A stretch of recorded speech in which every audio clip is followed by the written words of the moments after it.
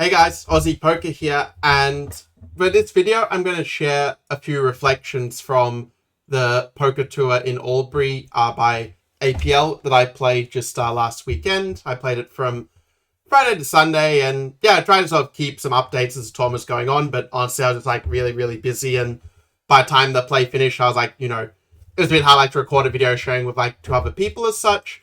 So this one, a little delayed, but still, good chance to reflect on things that went well and things to improve. So in terms of the results, after the last video I shared, I just satellite into the monster stack and was doing all right there. In that tournament, I ended up coming 12th place, so I did make the cash and I got $940, which meant that basically the tour was actually profitable for me.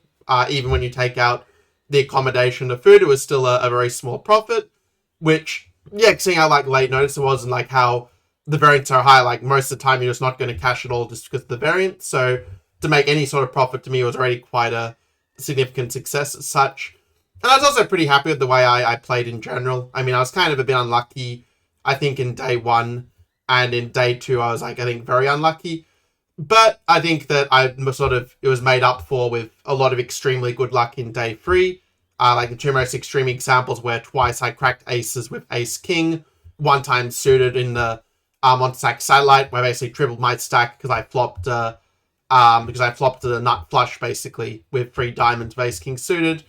And then later in the monster stack I was able to double my stack when I probably should have otherwise gone home against the big stack, where I basically end up having ace king offsuit, but I had the king of spades, and his 2 aces weren't neither of them was spades. So when the board comes 4 spades, I just pull out this crazy cracking aces a second time.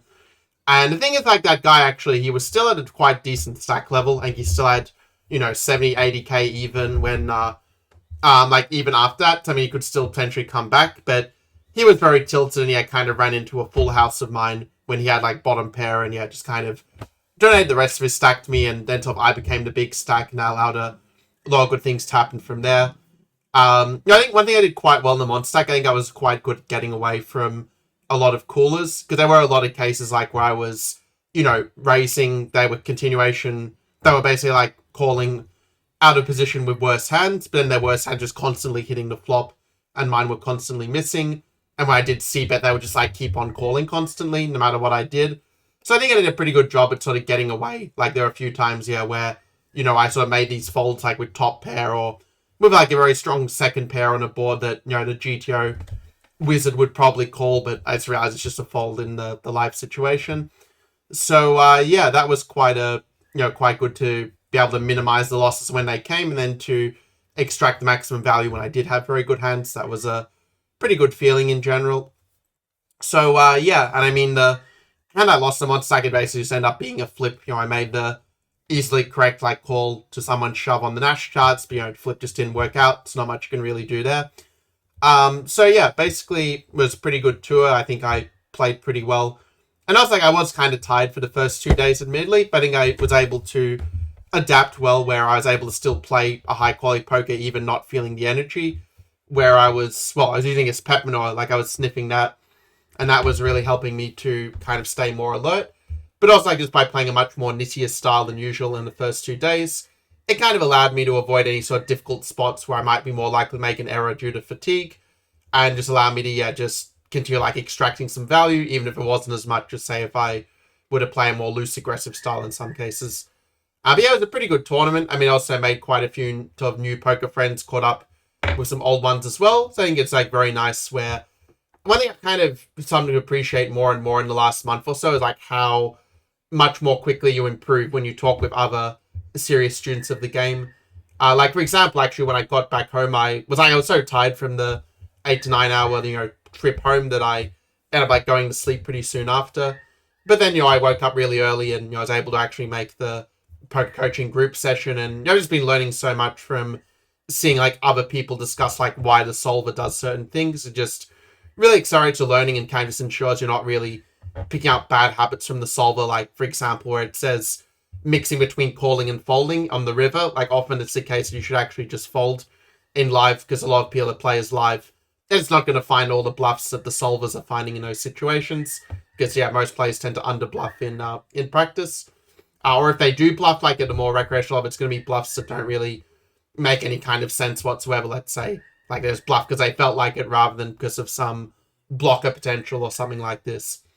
So yeah, so that's kind of a lot of good insights I really picked up. And yeah, when I look back at the tour, like I can't really think of any major like mistakes made where I think, okay, this was like absolutely ridiculous. I mean, I can think of one situation where I kind of did a triple barrel bluff and a guy happened to have a full house where I probably should just fold the hand pre-flop. That was one that did cost me dearly in the Jack Star, but other than that, I felt like my decisions were generally quite rational and logical, and that the major losses that came were, yes, or ones that I wouldn't really be able to get away from. Like, my hand was just too strong that if I were to fold in the situation, I'd just become very, very heavily exploitable, but I'd just be able to bet into me free barrels with any two cards and just make massive profit if I folded those hands in those situations.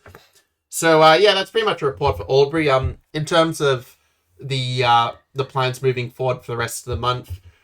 So good is my bankroll is a little bit bigger now. Also because I had a good session on Ignition last night, which really, really helped a lot. By like 4 out of 4 sit and goes I played, which is kind of crazy. But yeah, on the other hand, it's well, actually, I think I got second in like the other one, but I got like 8 knockouts and got like $80 plus in that. So it was like even better than coming first in a certain sense. But yeah, basically now like my finances are in a slightly better spot than before. You know, I'm pretty sure I will be able to make the Hobart tour as long as I can get a billet, which I think is probably not going to be super difficult, but we'll see how it goes. Also, it was a really good tour actually starting on Tweed Heads by WPT starting tomorrow, but I decided not to play it because as 10 years to play this event where you know you're going to have a skill edge, I think, yeah, it's better just to consolidate all the things I've been learning, just like really work on my game. So when I do go to Hobart, I've kind of got everything solidified where I'm able to get that balance right really well, where I can, you know, more seamlessly switch between playing a fundamentally very sound game, like closer to a GTO, with playing a lot more exploitative and be able to better recognize the opponent's weaknesses. So that's kind of, yeah, really what the study plan is looking like moving forward, to do some solver training, but also balance that with watching training videos with people talking about what are the sort of typical player styles, what are the kind of weaknesses associated with that, and what are the exploitative adjustments, so that we can kind of have the best of both worlds. So, you know, say if in Hobart I'm at final table playing against you know, another like big pro, like a big pro or something. Okay, I won't be big pros in Hobart. They'll probably be in bigger tournaments, but you know, against like another, let's say, fellow like semi-pro or pro player, they have like a sort of solid game to fall back on against them. But at the same time, to be able to, really get the maximum value against the players who are making the big mistakes, because that's where the money is in poker. Anyway, that's all for this video. I do have another one to record after this one, but yeah, do make sure to like and also subscribe to the channel. So yeah, I'll catch you in the next one.